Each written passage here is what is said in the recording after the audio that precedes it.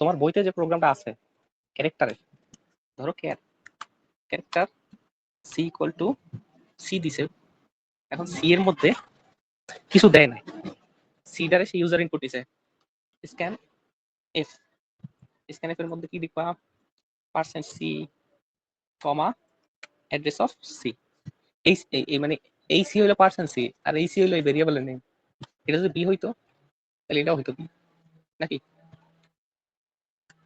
এই তোমার ক্যারেক্টার দেছো। এখন তুমি কইলা যে ইফ এই যে বি যে মানটা আছে না,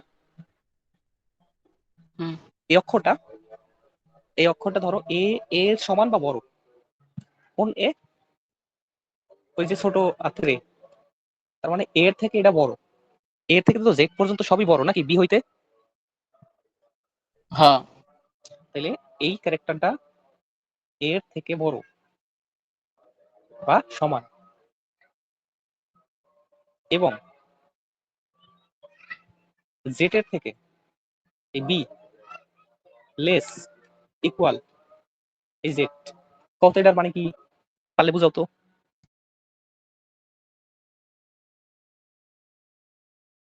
এটা হয় বি থেকে ছোট হইবে বা সমান হইবে। না, এটা আসলে মূলত এ থেকে জেড এর মধ্যে এই বি অক্ষরটা আছে কিনা ওটা চেক করে। কেমনে, এর থেকে বড়, জেড এর সমান বা ছোট, এর সমান বা বড়, জেড এর বড় বা সমান, আর জেড এর ছোট বা সমান, তার মানে এর মধ্যেই তো নাকি, এর সমান বা বড় মানে এ হইতে শুরু করিয়া জেড এর সমান বা ছোট, তার মানে জেড এর শেষ পর্যন্ত এর মধ্যে যদি হয়, তাহলে তুমি ধরো প্রিন্ট করাইলা, যে প্রিন্টে কি প্রিন্ট করবা কত, যে নাম্বারটা small letter, number is small letter, হ্যাঁ, তার মানে কি কও, এখন কি প্রিন্ট করবা, তুমি যদি এই ক্যারেক্টারটা দিছো যেটা, এটা যদি এবিসি এর মধ্যে পড়ে ছোট হাতের, তাহলে ও কি প্রিন্ট করবে, দেখো আমি একটা নাম্বার দিই, ক্যারেক্টার দিই ধরো c, number is small letter আসে না, হ্যাঁ এখন তুমি যদি রান করার পরে এখানে যদি নাম্বারটা দাও ক্যাপিটাল লেটার, কিছু কি আইছে কও আউটপুট, না কিছু আউটপুট আয় না, কারণ ও ইফ এর মধ্যে জানে ছোট হাতের এ থেকে ছোট হাতের জেড এর মধ্যে হইলে এই কাজটা করতে হবে, যদি না হয় ধরো এলস ইফ, এলস লিখতে হয়, অথবা এলস ইফ লিখলে ইফ এর মধ্যে আবার কন্ডিশন দিতে হয়, তো এবার আবার কন্ডিশন দিলাম, ধরো এই আগের যে কন্ডিশনটা আছে এই কন্ডিশনটারে এটার মধ্যে দিলাম, এখন কিন্তু এটা বড় হাতের দিলাম, দেখো এটা জেডটা বড় হাতের জেড দিলাম, এবার এইখানে যে প্রিন্ট আছে না এইটুক,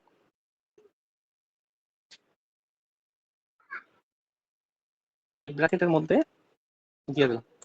এখন কও এখানে কাহিনীটা কি করছি, প্রথম কন্ডিশনে দেখাইছি যে ছোট হাতের এ থেকে জেড এর মধ্যে আছে কিনা, আমি যে অক্ষরটা ওরে দিছি এই স্ক্যানএফ এর মাধ্যমে, যদি হয় তাহলে বলবে নাম্বার ইজ স্মল, আর যদি দেখে বড় হাতের রেঞ্জের মধ্যে আছে তাহলে কি বলবে নাম্বার ইজ ক্যাপিটাল। এই দেখো এখন আমি যদি রান করে বড় হাতের অক্ষর দিই তাহলে বলছে কি নাম্বার ইজ ক্যাপিটাল, কারণ এই শর্তটা হইছে সে এর থেকে বড় বা সমান, বড় হাতের জেটের থেকে ছোট বা সমান, তুমি যদি রান করে আবার এটা দাও ছোট হাতের আর দাও তাহলে বলবে নাম্বার ইজ স্মল, বুঝতে পারছো। এবার তুমি যদি দেখো এলস মানে তুমি যে অক্ষরটা দিছো এবিসিডি এর মধ্যেই নাই, তাইলে ও ধরো প্রিন্ট করবে নাম্বার ইজ কি নট লেটার, এটা লেটারের মধ্যেই পড়ে না, যেমন ধরো তুমি যদি রান করো, তুমি যদি এই চিহ্নটা দাও নাম্বার ইজ নট লেটার দাও, হ্যাঁ কারণ কি তুমি এ বি সি এগুলা দাও না, তুমি এ দাও নাম্বার ইজ ক্যাপিটাল, তুমি ছোট হাতের কিউ দাও না বড় হাতের কিউ দিছি নাম্বার ইজ ক্যাপিটাল, তুমি নাম্বারটা যদি শুধু স্মল জেড দাও তাহলে স্মল লেটার, তুমি যদি নাম্বারটা হ্যাশ দাও তাহলে কি এটা কি কোনো লেটার, না তাহলে কি আসবে নাম্বার ইজ নট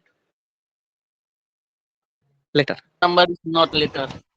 হ্যাঁ, এই এখন তোমার বইয়ের যে কোডটা, এবার কি বোঝা যায় যে আমরা যে ক্যারেক্টারটা কোডে লিখছি, দেখো এখানে যে বি লিখছি না, এটা তো সে লেখছে সিএইচ, তুমি চাইলে সাজিনও লিখতে পারো, তাহলে সব জায়গায় সাজিন লেখা লাগবে। এই বি এর জায়গায় কি লিখতে হবে? সাজিন লেখা লাগবে।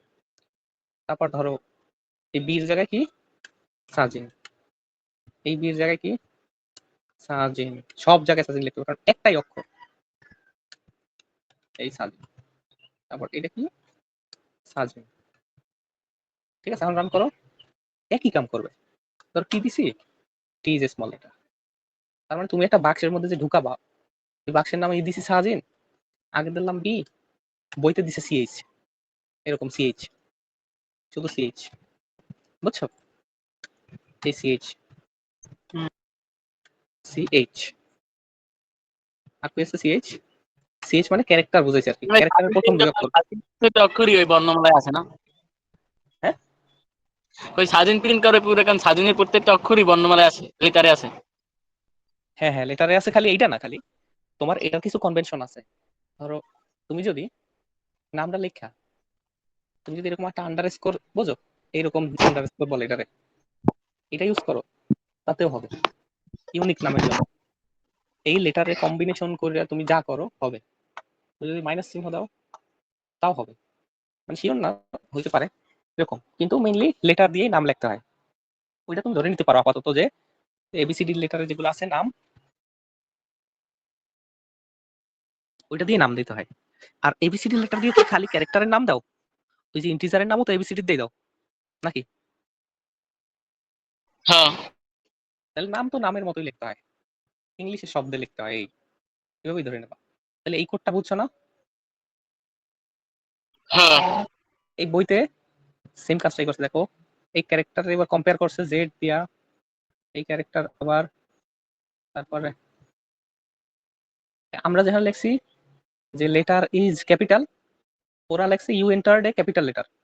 তার মানে একই তো কথা, যা লেখো তুমি, ওখানে তুমি যা লেখো আউটপুট এইটা আইবে, এই হলো কথা, তুমি যা লেখো, ঠিক না? হুম এইটাই।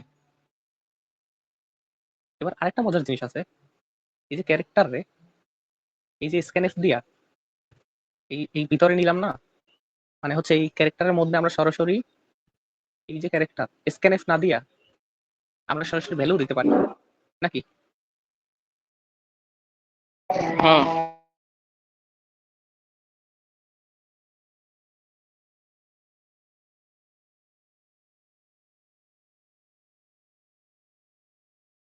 সরাসরি ভ্যালু দিছি, কাজ করছে না? হুম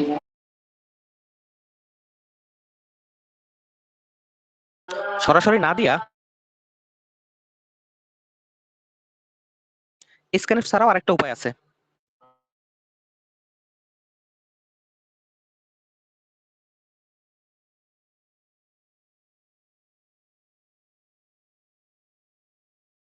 এটার নাম গেট ক্যারেক্টার, গেট চার ফাংশন, এই যে লেখছি।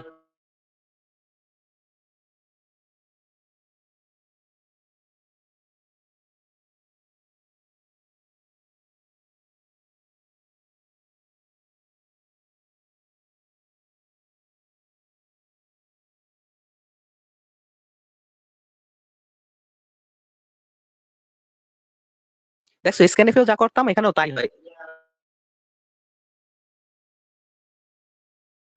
হুম তা আমরা স্ক্যানার দিয়ে করি ভাই। হ্যাঁ, কারণ স্ক্যানএফে সব ব্যবহার করা যায়, সংখ্যা নাম্বার সব ইনপুট নেওয়া যায়।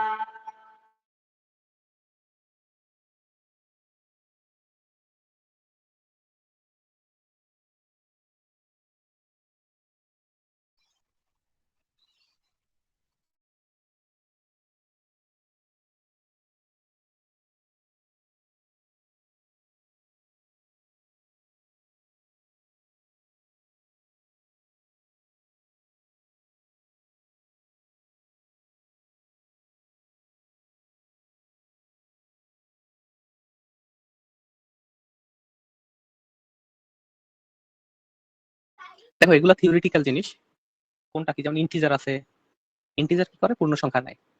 ক্যারেক্টার কি করে? লেটার নেয়। এখন দেখো সাইন্ড ইন্ট এর মানে কি? এখন বলো ইন্টিজার যে আমরা লিখি, ইন্টিজার ইন্টিজার লিখে তো -5ও লিখতে পারি, একই তো কথা। -5 +5 নাকি?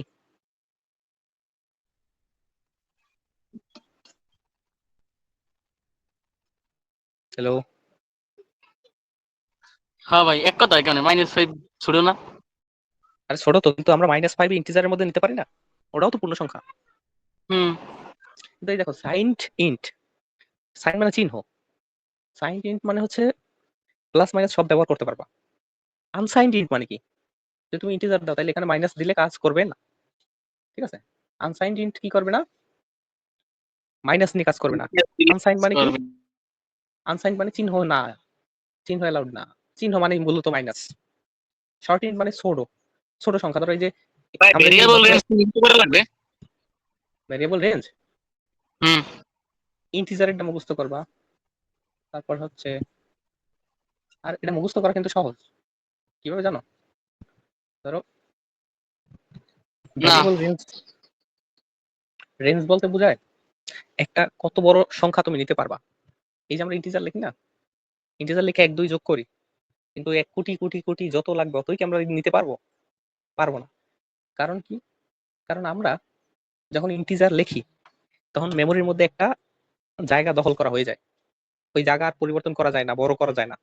তুমি যখন ইন্টিজার লিখছো, ইন্টিজার এক্স, তখন এক্স এর মধ্যে তুমি একটা নির্দিষ্ট রেঞ্জ পর্যন্ত ভ্যালু নিতে পারবা। যেমন এখানে কত পর্যন্ত নিতে পারবা? 32,000, 32,000, এই যে 767, এই পর্যন্ত তুমি নিতে পারবা। এর বাইরের সংখ্যাগুলো ইন্টিজারের মধ্যে ঢুকবে না, অ্যালাউড না, সাইজ নাই, মানে মেমোরিতে জায়গা নাই। কারণ তুমি যে পরিমাণ মেমোরি কিনছো, কিনছো বলতে যে পরিমাণ ডিক্লেয়ার করছো ওই পরিমাণ আছে।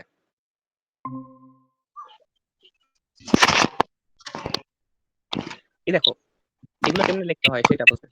যদি তুমি ক্যারেক্টার লিখতে চাও তাহলে শর্টকাট কি ক্যার, তারপর নাম দিবা এ, ক্যার এবিসি, যদি অনেকগুলো ক্যারেক্টার থাকে। ইন্টিজারের ক্ষেত্রেও সেম, ইন্টিজার নাম্বার 1 নাম্বার 2 এগুলা। আর ধ্রুবক সংখ্যা কেমনে লেখে মনে আছে? বলছিলাম ওই যে হ্যাশ ডিফাইন করে, হয়। ওই রকম আর কি। তো ওই ভিডিওগুলো দেখবা, খাতায় নোট করবা। আর শোনো এই যে বিভিন্ন কনস্ট্যান্টের ব্যবহার, এটাও বলে দিই একসাথে। কনস্ট্যান্ট দুইবার ব্যবহার করা যায়, একটা হলো হ্যাশ ডিফাইন, আর একটা হচ্ছে সংখ্যায়। এই দেখো ভাই কি কি চিত্র হয় ওই যে কি জানি রে, ওই যে ফলো সার্চ হেডু তো হয় স্টার্ট করলে অ্যালগরিদম। অ্যালগরিদম। হ্যাঁ, অ্যালগরিদম পরে পড়াবো, কোড পারলে অ্যালগরিদম পড়ানো সহজ হবে, এই জন্য এই কোডটা আগে। ভাই কোশ্চেন তো একই আয় করতে গেলে না, অনেক কি করে দেয়। না সেম সেম। এই দেখো এই যে এই স্ল্যাশ এর মিনিং কি পড়াইছি না? স্কেপ সিকোয়েন্স, মানে কি জায়গা ওই স্কেপ করে জায়গা নিচে করে চলে দেয়। যায়। হুম।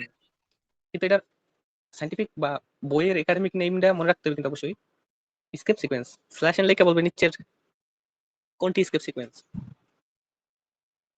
তারপরে যে ভেরিয়েবল, ভেরিয়েবল কোনগুলো? আমরা যে যোগ করার সময় লিখি না ইন্টিজার এক্স ইকুয়াল টু 5, এই যে লিখলাম, এই এক্স একটা ভেরিয়েবল, এই ভেরিয়েবলের মধ্যে একটা মান আছে। কারণ ভেরিয়েবল মানে কি? যেটা চেঞ্জ করা যায়। মানে তুমি 5 এর জায়গায় এখন তুমি 7 ইউজ করতে পারবা। এটা ভেরিয়েবলের এক একটা মান এক এক সময় থাকে, ঠিক আছে? এটাই হচ্ছে ভেরিয়েবল। আমি বিশ্বাস করি না। বুঝছো মোটামুটি? হ্যাঁ ভাই, আর কয়েক অনেক করছি আজকে। আচ্ছা না আর ভাই করাবো না, দেখি সামনে কতদূর কি আছে। ভাই এমনি মনে নাই ঘুম ভাই। আর কারেন্ট নাই সারাদিনে, কারেন্ট থাকার কথা ছিল না। কারেন্টে যে আলো হইছে পুরো মেজাজ গরম হইছে। একদিন কারেন্ট থাকলে আরেকদিন থাকবে না। দাঁড়াও আমি আমার তো এখান দিয়ে ভাই একটু শেষ করি, দাঁড়াও একটু শেষ করে লই তারপর কথা কমনে। ভেরিয়েবল তো বুঝছো নাকি?